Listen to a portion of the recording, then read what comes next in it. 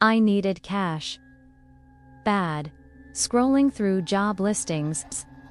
One caught my eye. $200 to monitor a sleeping patient overnight. No experience required. Easy money, I thought. They took my phone at the door. No distractions, they said. Just watch him. Don't leave the room. The man lay motionless on the bed. Pale. Still.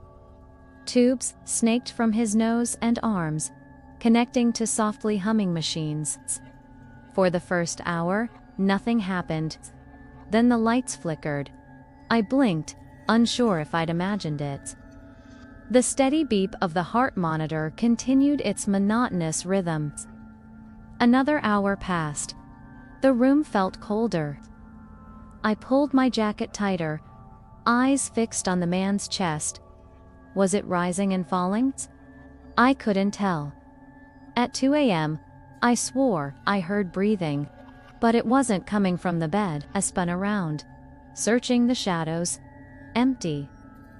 When I turned back, the man's finger twitched. My heart raced. I leaned closer, studying his face. His eyes were open, not blinking, just staring at the ceiling.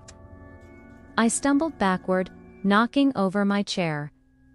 The intercom crackled to life. Observation required. Do not interact. That voice. It wasn't anyone I recognized. At 3:17 a.m., his hand moved. Fingers curling slowly into a fist. 3:42 a.m. his head turned. Eyes still unblinking, now fixed on me. The monitor showed a steady heartbeat.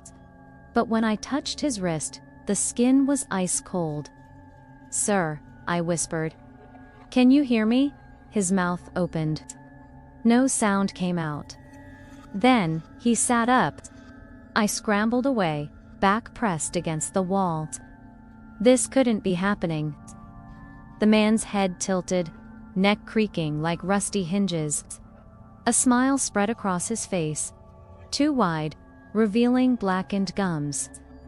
I lunged for the door. Locked. Pounding my fists against it, I screamed for help. Silence answered. When I turned around, he was lying down again, as if nothing had happened.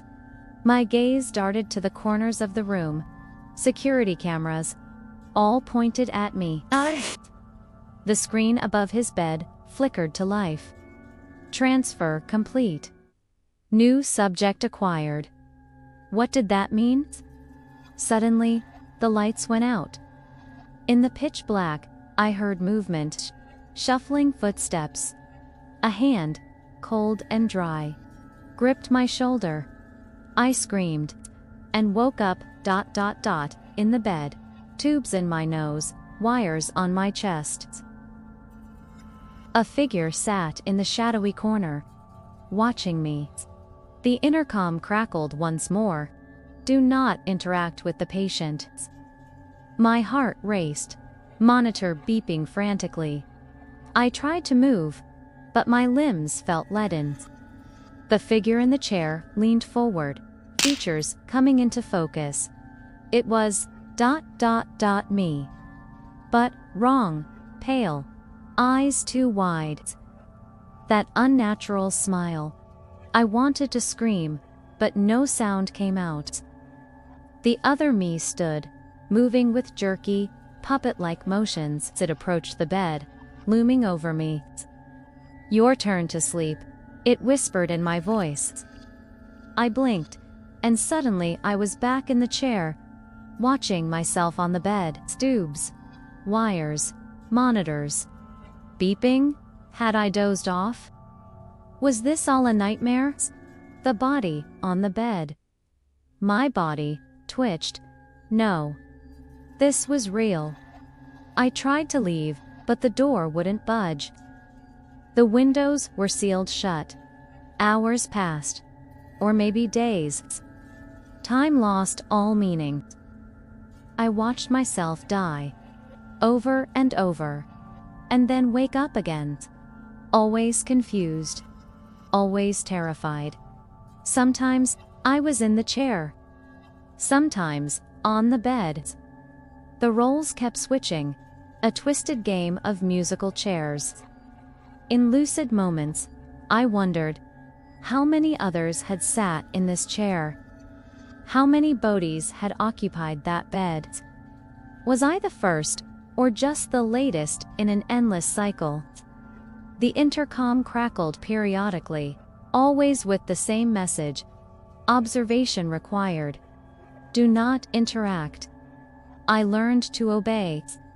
The consequences of disobedience were ... unpleasant. Once, in desperation, I tried to unplug the machines, to end it all. The pain was indescribable. Like every cell in my body was on fire. I woke up strapped to the bed. A new me, watching from the chair. Smiling that too wide smile. Bad choice, it said in my voice. We have all the time in the world. And so it continued. An eternity of watching and being watched. Of dying and waking and dying again. Sometimes, in the depths of night, I hear sounds from beyond the locked door, footsteps, whispers.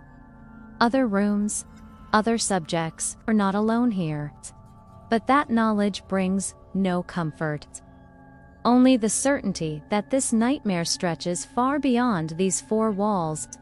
I don't know how long I've been here, how many times I've died, how many versions of myself I've become. The lines between reality and hallucination blur more each day, but one thing remains constant: the cameras, always watching, recording every moment of this endless torment. For what purpose, I may never know. All I know is this: if you see a job listing, easy money, just watch someone sleep.